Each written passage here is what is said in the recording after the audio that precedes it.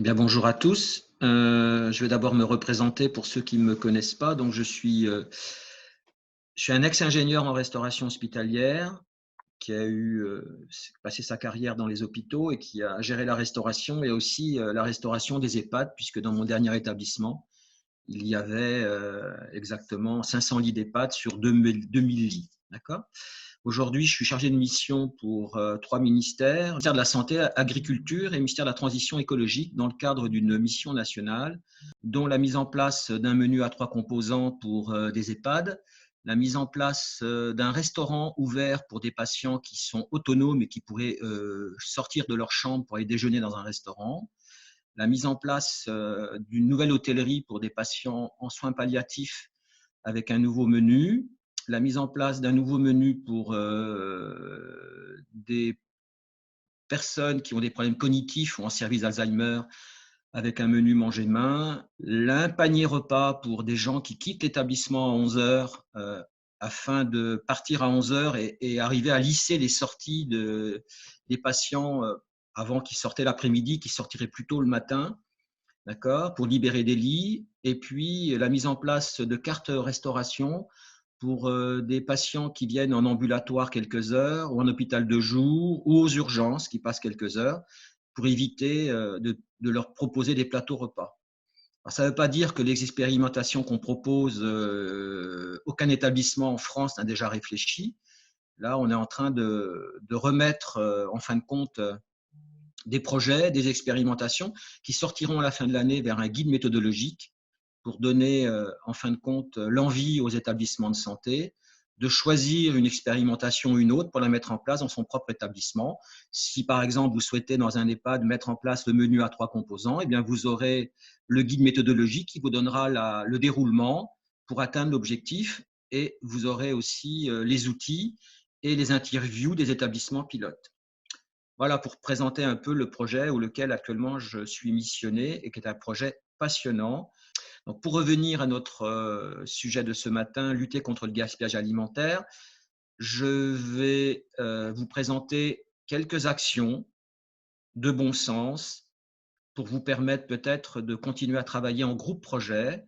Quand je parle en groupe projet, c'est toujours autour d'une table avec un diététicien, un soignant, une infirmière, un cuisinier, un magasinier. Ensemble, comment on peut mettre ensemble des actions correctives pour arriver à réduire le gaspillage alimentaire. Voilà un peu l'objectif de notre présentation de ce matin. Donc moi, première action, c'est quand vous avez tous bien travaillé sur la définition de vos menus, voilà, les menus, qu'ils soient sur un petit restaurant de personnel ou sur l'alimentation de vos résidents, du déjeuner, du goûter et du dîner. Le goûter a toujours une importance pour moi, et dans les EHPAD, on doit proposer un dîner. Eh bien, une fois qu'on a bien défini ces menus, il faut commencer par la définition de son besoin. C'est quoi la définition du besoin? C'est de définir ensemble, si vous choisissez de mettre un poulet, la définition du besoin. Est-ce que vous achetez du poulet en blanc de poulet, en cuisse de poulet, en poulet entier? Est-ce que vous allez définir une cuisse de poulet en 120 grammes, 140 grammes? Est-ce que vous allez définir une cuisse de poulet qui est déjointée? Est-ce que vous allez définir un poulet que vous souhaitez en produit sous signe de qualité dans le cadre de la loi Egalim, un poulet conventionnel, un poulet bio, un poulet label rouge? Donc, c'est bien la définition du besoin qui ensuite intégrera vos cahiers des charges dans le cadre de vos consultations vers vos différents fournisseurs qui sont soit sur des plateformes logistiques ou des producteurs locaux. Donc, on est bien dans la définition du besoin après la définition des menus. Et puis, tout ça, ça se fait en lien aussi avec le cuisinier, la diététicienne. Si on prend pour exemple, je vous ai mis quelques photos. Vous voyez bien qu'acheter un fruit, ce n'est pas très compliqué de commander des pommes. Qu'est-ce que vous voulez comme pommes? Quelle variété? Quelle origine? Les poires, pareil, est-ce que vous souhaitez de la conférence? Est-ce que vous souhaitez avec un grammage précis? Est-ce que vous souhaitez acheter des oranges avec 5 oranges au kilo ou 5 ou 6 oranges au kilo?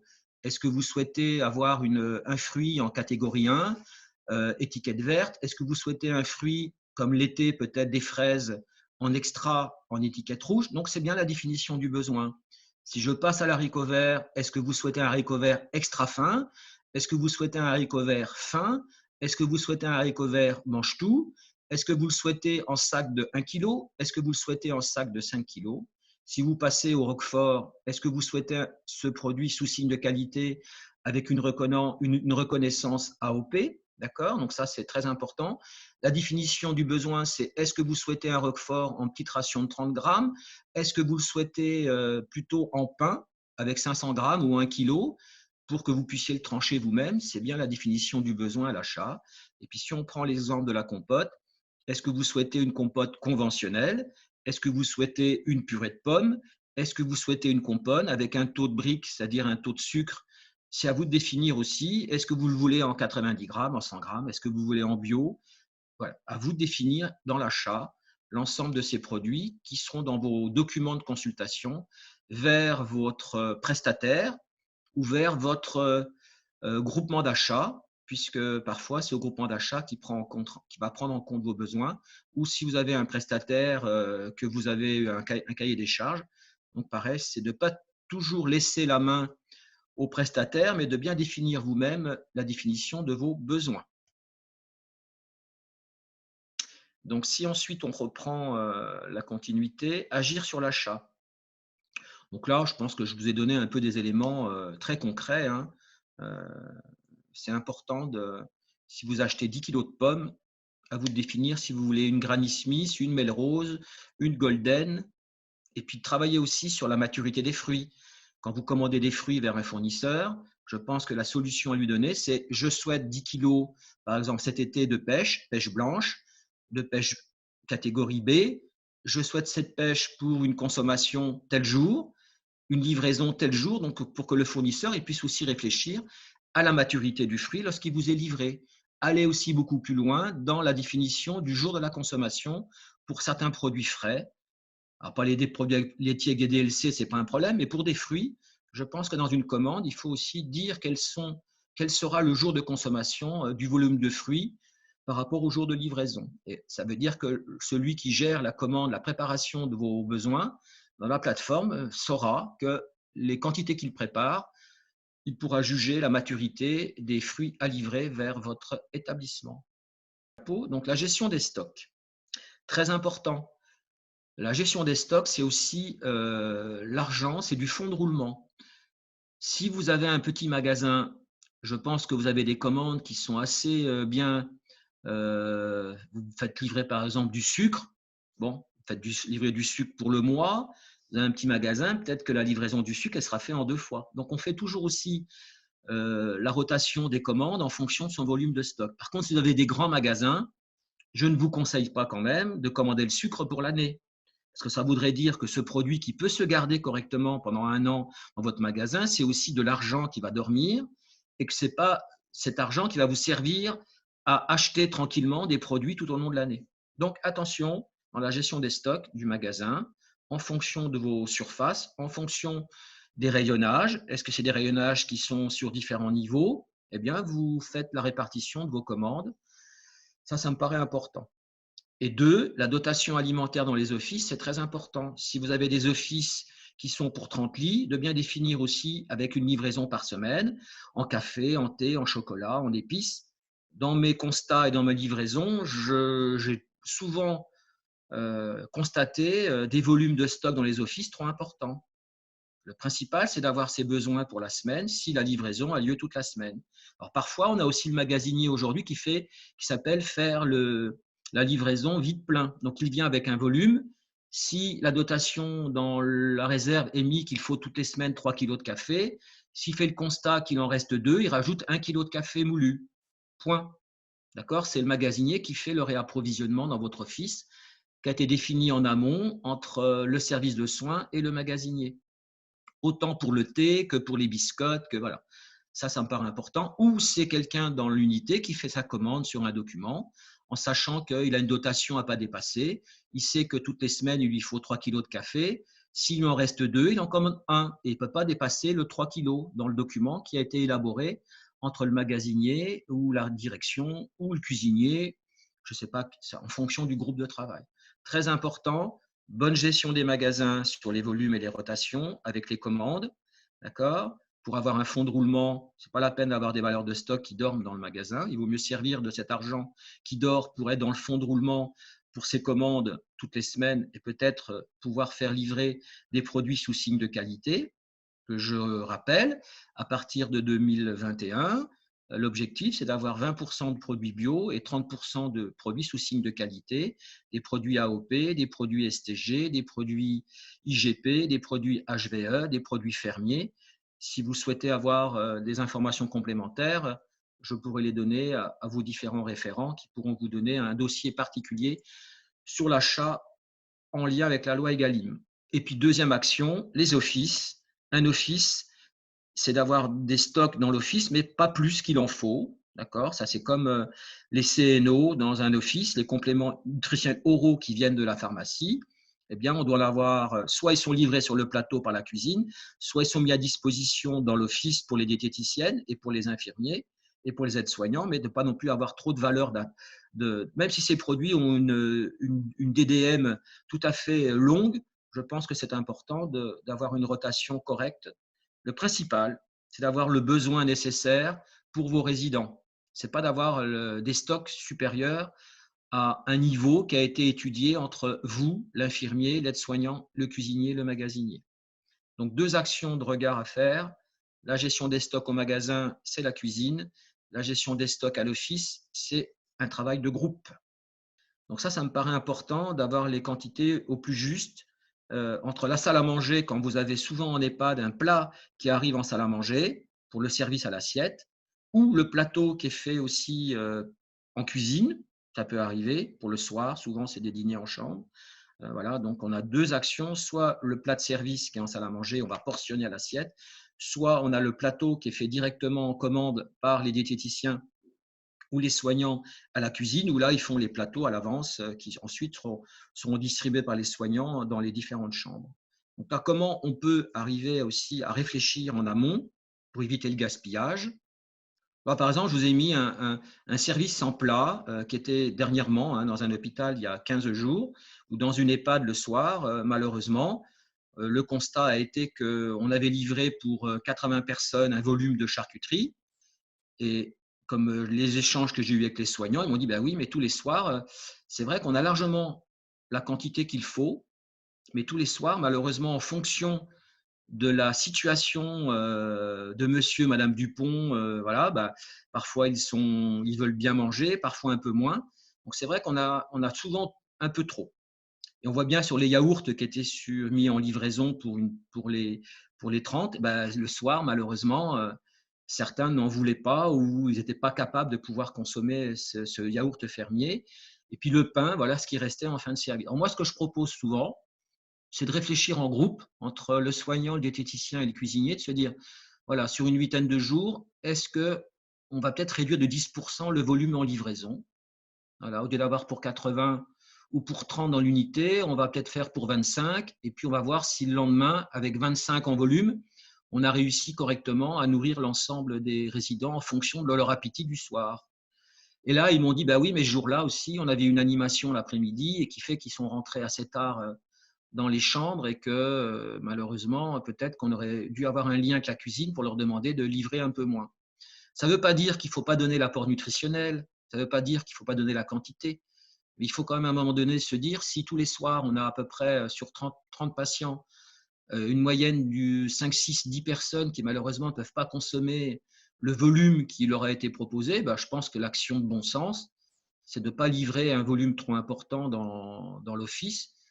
Le principal, c'est d'avoir le besoin nécessaire pour nourrir le soir les différents résidents. Ça ne veut pas dire que là, la charcuterie, qu'est-ce qu'on en fait? Là, rupture de la chaîne du froid, la charcuterie va à la poubelle. Le yaourt, c'est un ferment lactique. C'est vrai qu'aussitôt, ils l'ont remis au réfrigérateur. Donc là, il n'y a pas de problème pour que ces yaourts. Mais à un moment donné, dans le réfrigérateur, j'ai pu constater qu'il y avait aussi des yaourts du midi.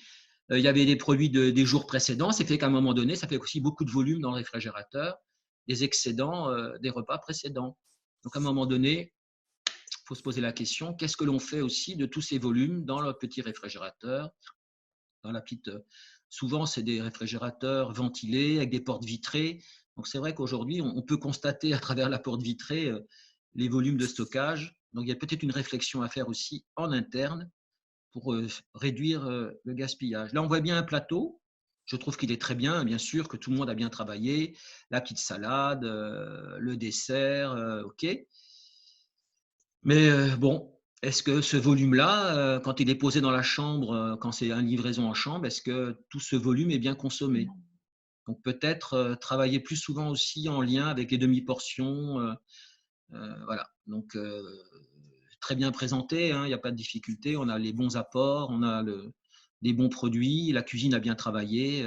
Maintenant, c'est de se poser la question, est-ce que ce plateau a bien été consommé entièrement par le résident? Et de refaire toujours le constat en fin de service sur le volume du gaspillage et de voir quelle action on peut mettre. Oui, ça, OK, fiche technique, fiche recette, ça me paraît important, adaptation du matériel, si vous faites des cuissons basse température, sur les composantes du menu, puisque là, je vais vous proposer une photo avec le menu à 3 composants. Voilà, donc ça, c'était les initiatives que je viens de mettre en place à l'hôpital de Douai et à Paray-le-Monial. Alors ça, c'est le premier soir. Ils avaient décidé que sur le cycle des menus à 3 composants, un potage enrichi, un croque-monsieur avec une production locale, d'accord, avec une analyse vraiment du croque-monsieur sur un bon jambon, sur un bon gruyère, etc. Donc, on est vraiment sur un achat sous signe de qualité. Et puis, bon, une petite compote le soir, c'était le premier soir, avec le menu à 3 composants. Et ce menu, ils l'ont appelé maintenant dans la commande à la cuisine, ça s'appelle comme chez soi, le menu comme chez soi, qui est un menu à 3 composants. Donc ça, c'était le premier soir. Bon, ils ont mis du pain, mais ils se sont aperçus que le pain n'était pas forcément nécessaire. Quand ce soir-là, il y avait un croque-monsieur. Voilà. Donc là, c'est l'analyse en fin de service. Ils ont dit on aurait peut-être pas dû mettre une tranche de pain. Et ça, pourquoi? Parce que je reviens aussi à du systématique. C'est les habitudes qu'il faut analyser, qu'il faut travailler entre vous. Souvent, c'est comme au petit déjeuner. Eh bien, il faut analyser. On met automatiquement la biscotte, le pain, la confiture.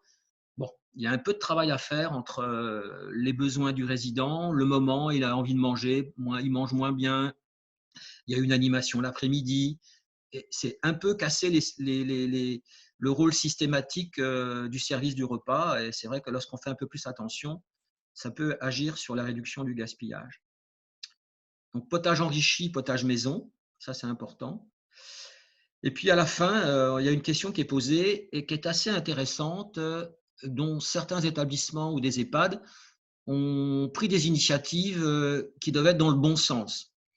J'ai servi un haricot vert dans un plat de service sur un chariot chauffant avec un maintien en température à plus 65 degrés.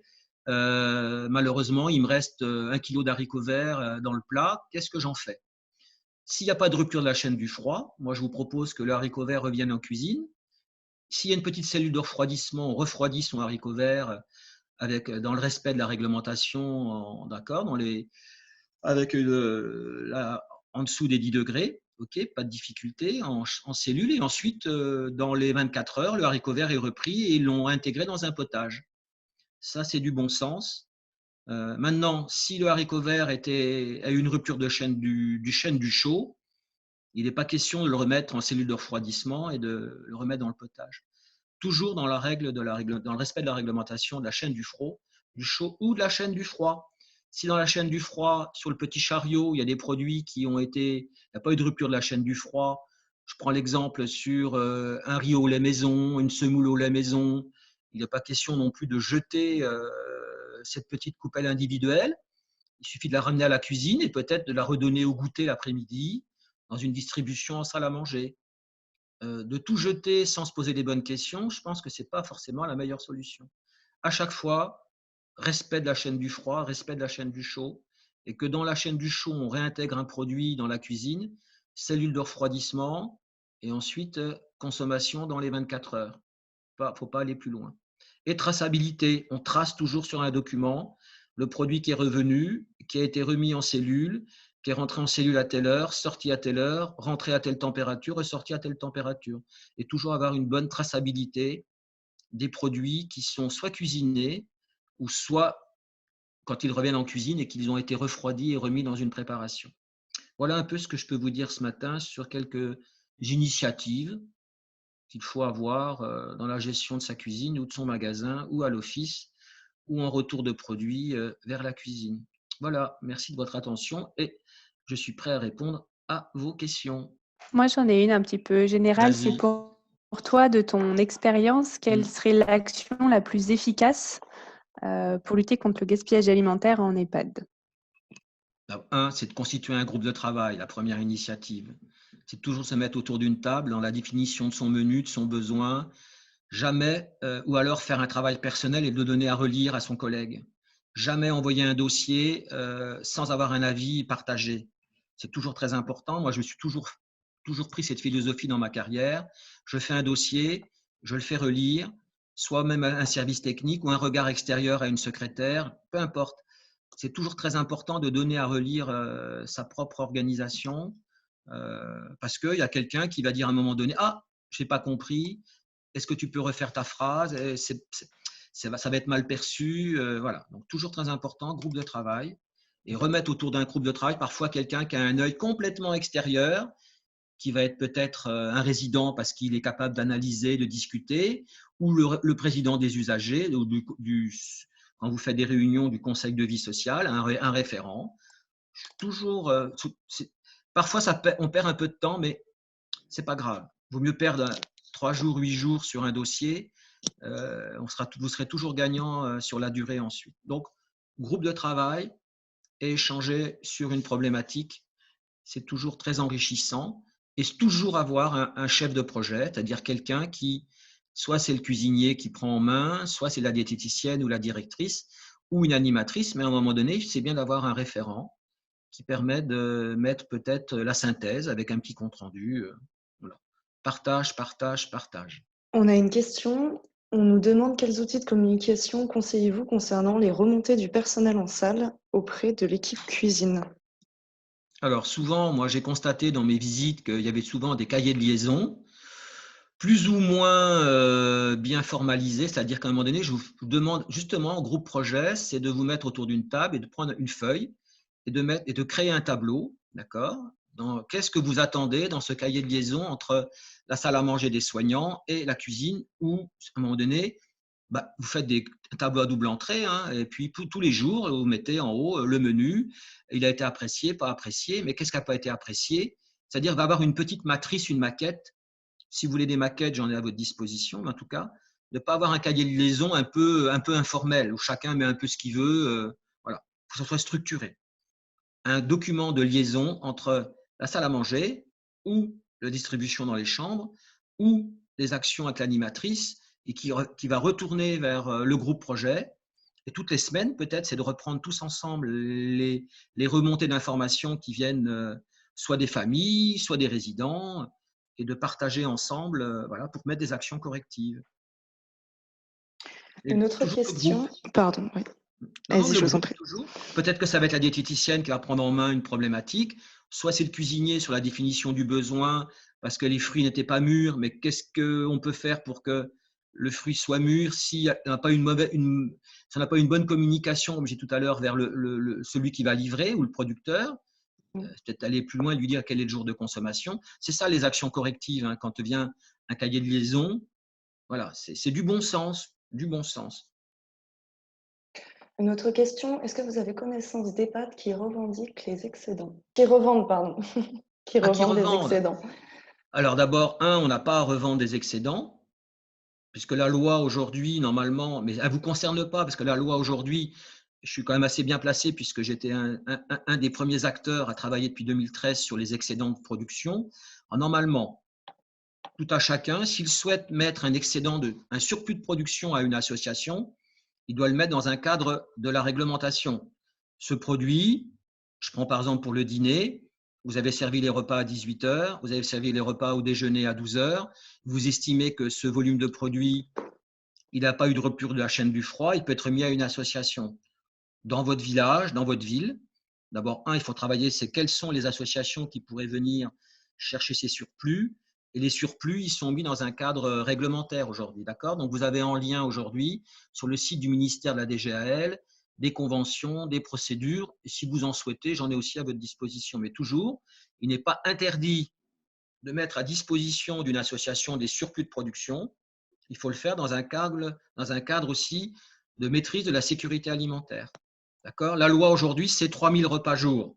au-dessus d'une cuisine centrale d'au-dessus de 3000 repas jour, si elle a des surplus, elle doit les mettre à disposition d'une association. Et là, c'est la loi du 21 octobre 2019. C'est la loi déclinée de la loi Egalim d'octobre 2018. Mais le 21 octobre 2019, il y a une ordonnance qui oblige toute cuisine centrale au-dessus de 3000 repas de faire du don alimentaire. Voilà. Par contre, ça n'empêche pas toute collectivité en dessous de 3000, si elle le souhaite, de faire du don. Mais il faut le faire dans des règles tout à fait, une convention, une petite procédure, un bon de livraison. Et tous ces documents, aujourd'hui, sont à votre disposition. Après, là, on a quand même, nous, des retours de quelques établissements qui font des expérimentations de type un peu, vous connaissez l'application Too Good To Go, et donc où ils ont la capacité de revendre de façon très exceptionnelle un ou deux repas qui leur restent sur les bras. C'était peut-être le sens Oui, mais de là, cette c'est comme ça. question-là. Moi, je sais, je suis adhérent à. Et ça, c'est pour le commerce, c'est pour les restaurants et les commerces. On a au moins un EHPAD qui l'a mis en place. bon? Ouais. Ouais. Alors, pareil, donc ça veut dire, pourquoi pas? C'est-à-dire que s'ils revendent des repas, et de le vendre dans un cadre réglementaire, respecter une traçabilité, de savoir la personne qui vient chercher chez lui. Pourquoi pas? Moi, je ne suis pas contre. Hein. C'est aussi du bon sens, mais ça doit être bien maîtrisé dans le conditionnement. Il est donné comment? Dans quelle vaisselle? Dans un plat? Dans une barquette? Voilà, il faut réfléchir dans la traçabilité aussi, à quelle heure ils viennent chercher et de savoir comment. Quand c'est une association caritative qui vient chercher, on connaît l'organisation qui est mise en place derrière. C'est la même tous les jours. Les Restos du Cœur, le Secours catholique, l'Ordre de Malte, c'est des gens qui ont été des bénévoles. Il y a une organisation. Maintenant, après, de vendre à des gens qui viennent chercher à l'EHPAD, pourquoi pas? Moi, je ne suis pas contre, si c'est maîtrisé correctement dans la réglementation de la chaîne du froid. Il faut plutôt mettre le don ou la vente, c'est plutôt en liaison froide. En liaison chaude, je ne le conseille pas. Je ne le conseille pas, moi. Ouais. Toujours au sujet des excédents, on nous demande si on peut tout réutiliser et si oui, à quelle température. Est-ce que le fonctionnement en CH est le même en EHPAD? Et finalement, est-ce qu'il y a des législations? En tout cas, la réglementation est la même pour tout le monde. La loi est la même pour tout le monde. Qu'on produise 1000 repas jour ou 80 repas jour, la réglementation est la même. C'est la réglementation de la chaîne du froid ou la chaîne du chaud. Ça veut dire qu'à un moment donné, si vous avez livré dans votre salle à manger un poulet piécé et qu'il y a eu rupture de la chaîne du chaud, vous avez mis en salle à manger une pâtisserie et qu'il y a eu une rupture de la chaîne du froid pendant 20 minutes, une demi-heure et autres, tout ça, ça va à la poubelle. On ne redonne pas à consommer, même au personnel. D'accord? Il y a eu une rupture de la chaîne du froid, la chaîne du chaud. Donc, on reste dans une traçabilité. À un moment donné, s'il n'y a pas eu de rupture de la chaîne du chaud, s'il n'y a pas eu la rupture on peut refroidir. Un bourguignon qui a été cuisiné, qui a été remis dans la salle à manger, dans le chariot chauffant, pas de rupture de la chaîne du froid, on revient en cuisine, on remet en cellule de refroidissement et on peut redistribuer une fois ensuite le produit. Respect de la réglementation, respect de la chaîne du chaud, toujours traçabilité. Ça me paraît important que vous ayez des tableaux de traçabilité sur le suivi de ces produits. Toujours. Alors après, et du bon sens. D'accord? On ne va pas les donner à quelqu'un en disant on va lui faire plaisir. Tiens, on va appeler quelqu'un dans la cour parce qu'il y a une école à côté de la maison de retraite. On va dire ça, tenez, venez donc le personnel, là, on va vous donner les repas. Non. Si vous donnez, respect de la chaîne du froid ou la chaîne du chaud. Et plutôt à donner, respect de la chaîne du froid quand on donne. C'est quand même mieux, on maîtrise mieux la chaîne du froid que la chaîne du chaud quand on fait du don ou quand on donne un surplus à quelqu'un. On a un retour d'expérience, un des établissements, donc je ne sais pas lequel, qui nous dit qu'en fait, ils ont peur, eux, de commettre des erreurs de réutilisation des produits. Donc, en fait, ils pratiquent peu la réutilisation le soir. Et on nous demande si vous avez des sources d'informations qui peuvent être fournies justement pour encourager la réutilisation des produits. Je reviens à un moment donné. Si vous souhaitez réutiliser, vous faites votre propre procédure. Donc, ça veut dire, c'est quoi l'analyse de l'existant le soir? Qu'est-ce qui vous reste comme produit? Ces produits, ils me les restent. Ils sont dans un cadre de sécurité. Vous faites un logigramme, vous faites une petite procédure pour définir exactement votre propre organisation. Jamais, si vous faites du don, vous voulez réutiliser, il faut que vous ayez un écrit. Il faut que vous ayez défini ensemble le déroulement entre une fin de service et une récupération de produits. Voilà, c'est à vous de définir exactement votre propre organisation, toujours en lien avec la réglementation. Peut-être vous faire aider d'une hygiéniste, vous faire aider de quelqu'un qui a très bien maîtrisé l'analyse des points critiques dans une méthode HACCP. Voilà, il faut mettre autour de la table votre problématique et de se dire à un moment donné, est-ce qu'ensemble, on peut trouver une solution? Si quand vous avez fait le tour de l'ensemble de la problématique et vous n'avez pas de solution où les solutions elles sont un peu bateau, c'est pas la peine. Stop, on arrête tout. Maintenant, si vous avez bien réfléchi en prenant en compte la réglementation, la traçabilité, et de savoir à qui vous allez donner et comment vous allez réutiliser, si c'est bien maîtrisé, vous pouvez. Point. Moi, j'ai pas de le tout jeter, ne rien faire, de tout mettre à la poubelle sans réfléchir. Je pense que c'est pas la meilleure solution. La meilleure solution, c'est j'ai un problème. Quel problème? Quelle réponse je dois apporter et mettre autour de la table le groupe et réfléchir ensemble. Mais ne pas ouvrir le parapluie à chaque fois pour tout jeter. Ça, c'est la meilleure solution, c'est je jette tout. Comme ça, j'ai pas de problème, je réfléchis pas, basta. Ça, c'est ce que je dis souvent. C'est la meilleure solution et comme ça, tout le monde est content. À un moment donné, vous aurez toujours des gens qui seront frustrés parce qu'ils diront « Ah ben, on aurait peut-être pu faire autrement. » Si vous voulez faire autrement, vous réfléchissez ensemble. Et vous allez vous demander sur les réseaux professionnels. Il y a des réseaux, il y a des gens. Et je le dis souvent, ne partez jamais d'une feuille blanche. Il y a toujours quelqu'un qui a réfléchi souvent à ce problème ailleurs. Donc, ce qui veut dire que s'il y a des gens qui ont réfléchi ailleurs, vous appuyez sur leurs propres documents et puis vous partez de leurs documents et puis vous allez avoir un peu peut-être…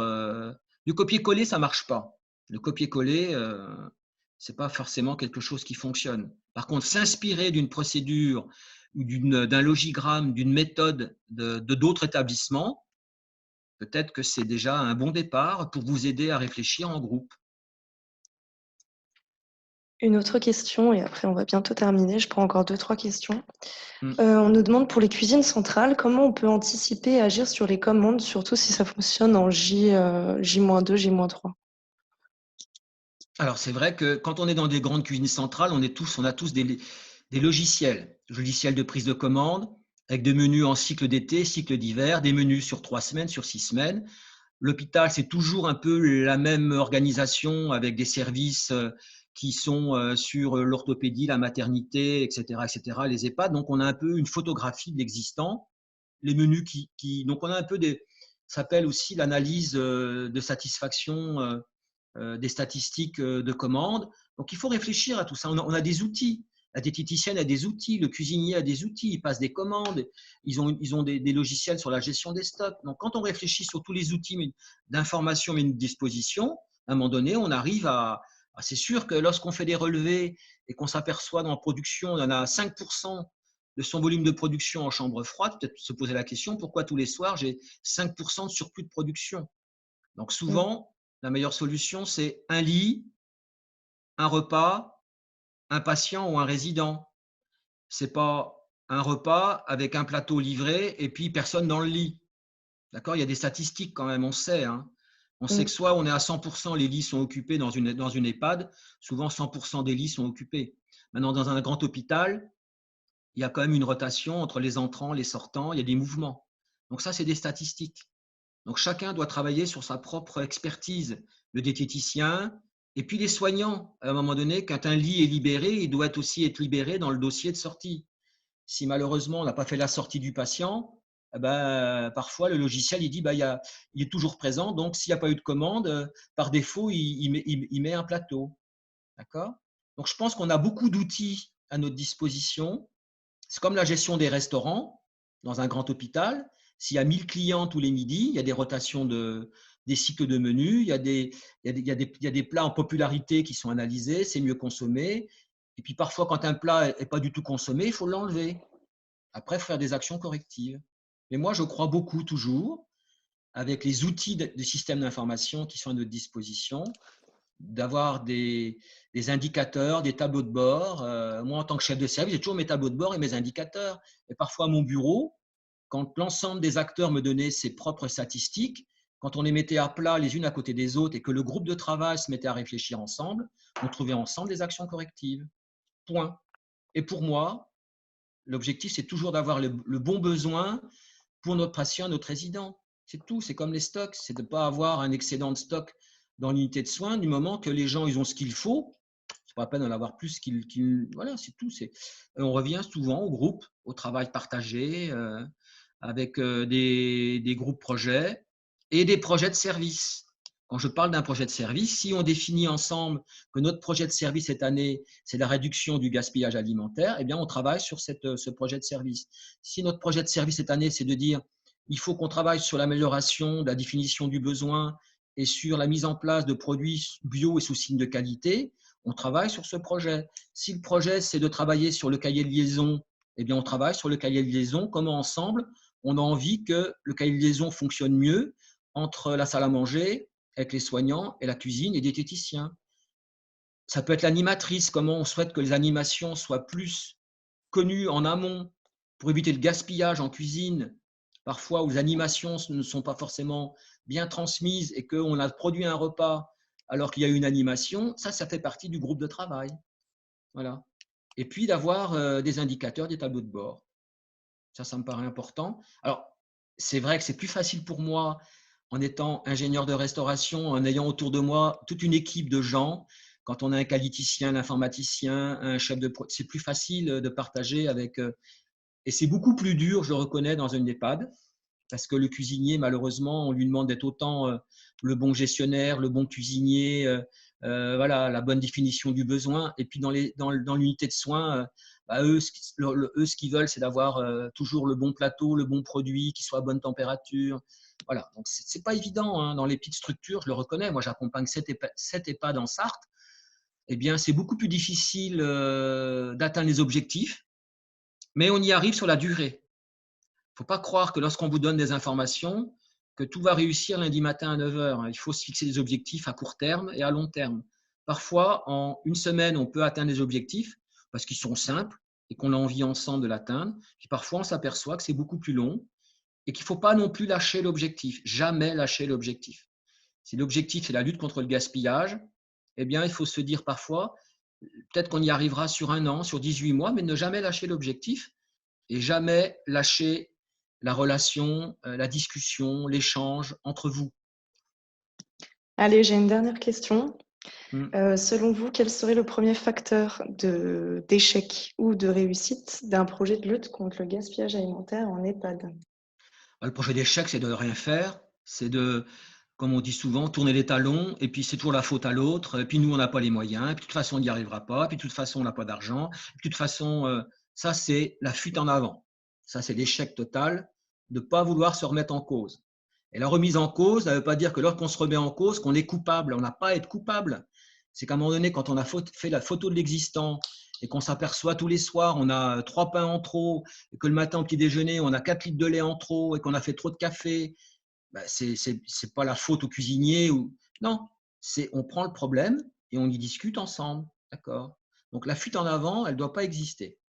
Ça me paraît important. Puis la réussite, à un moment donné, c'est quand on voit à un moment donné qu'on a réussi à intégrer des nouveaux produits, un producteur local avec des bons fruits, on a réussi à faire rentrer des produits AOP, GP sous signe de qualité, des produits bio, parce qu'on a réussi à réduire. Il faut savoir que moi, dans mes études aujourd'hui, je suis jusqu'à 80 centimes par plateau de gaspillage. 80 centimes, actuellement, moi, je me fixe 50 centimes de récupération pour les remettre dans l'achat. Quand je mets aujourd'hui le menu à 3 composants avec les équipes de travail et que le soir, je fais chuter de 20% le gaspillage du plateau du menu à 3 composants le soir, alors qu'avant, il y en avait 5, eh bien, ces 20% de volume récupéré, je les remets dans l'achat. Et c'est ça qui est intéressant. C'est de voir qu'à un moment donné, on a pris ensemble une bonne initiative, parce qu'on a travaillé en groupe projet, on a pris les bonnes décisions, on s'aperçoit que sur la durée, ça fonctionne, et on s'aperçoit qu'à un moment donné, il y a un résultat. Et qu'à la fin du mois, on n'a pas forcément dépensé plus, parce qu'on a mieux organisé tous ensemble la gestion du repas, la gestion des stocks, la gestion des achats, la gestion de la production. Et le principal quand même, c'est quoi? C'est quand on se retrouve en conseil de vie sociale et qu'en face de vous, on a les familles qui vous disent « Ah, c'était bien, dis donc, on a vu ce produit. » Par contre, il faut communiquer. Si vous achetez des produits AOP, IGP, HVE, tous les produits sous signe de qualité bio, il faut quand même le dire, il faut l'afficher.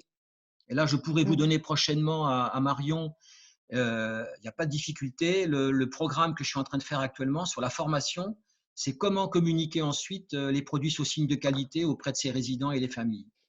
D'accord? L'affichage dans le hall d'accueil du menu, eh bien, l'affichage, les gens doivent savoir que vous avez une démarche qui est actuellement sur le gaspillage pour aller vers une démarche de qualité d'achat.